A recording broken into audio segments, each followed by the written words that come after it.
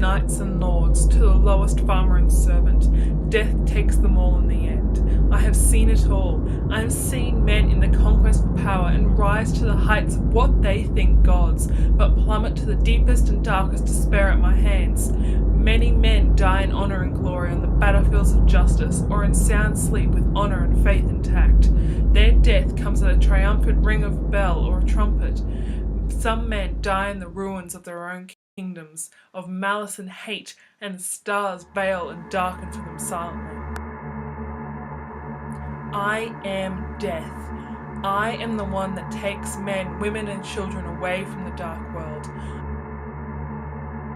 I am the one that soldiers summon to stop their enemy in battle.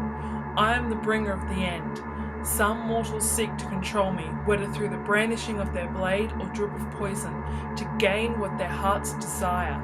They crave power like an addict for their drug, and with it crown themselves king, but death comes to all in the end. Memory beckons me to recall one, which sought power and lordship over all, who dared to control me for his own ambition. He was Thane through honour bestowed. He was Thane again through my blessing. He was king through his abuse and control of me. He was Macbeth, a mere Thane with a bear's thirst for blood, with dark ambitions to become a king. He had honour, slaying evil men for his liege.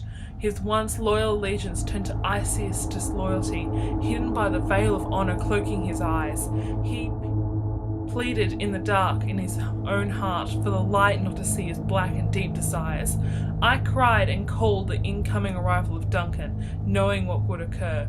Men's lust for power is an unquenchable thirst. Crimson blood flowed, staining the pale hands of innocence with dark deeds of disloyalty and guilt.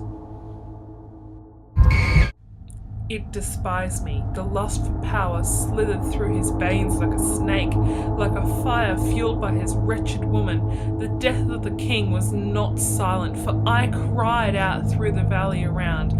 I told of the deed Macbeth had done. He had murdered sleep, and thus shall sleep himself no more.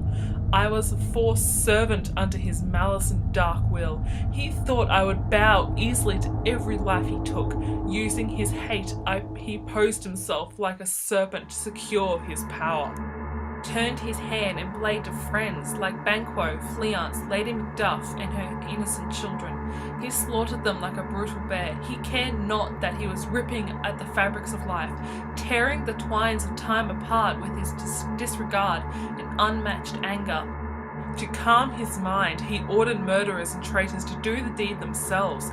I cursed his mind to be no less guilty than theirs. While he hunted down and slaughtered like a beast, I tormented his wife, who dared to indulge her dark desires in this world. I took her and made her claim her own life, so she could suffer in restless eternity. Blood will have blood, that is what he said. That is what I did.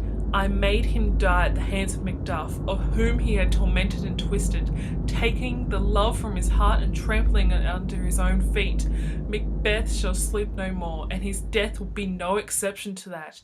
Those devil workers, those women of wicked woe, inflated his head with nonsense.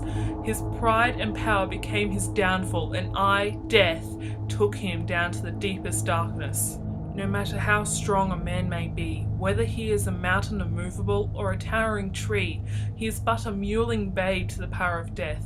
Men like him have killed to achieve power, and have been killed because they have been too lustful for power. Caesar and Nero, tyrants they called them, and tyrants they shall call Macbeth.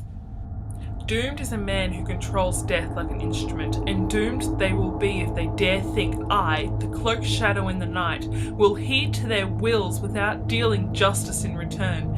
Macbeth had cried that life was but a walking shadow, a poor player that struts and frets his hour upon the stage, and then is heard no more. I am the silencer of them, the drawer of the curtain at the end of his soliloquy. Let my voice be heard as the crow heralding the departure of man. I have seen men lust for power through harnessing me, and naught comes to them in the end but death. I am the ending, and that is how it will always be.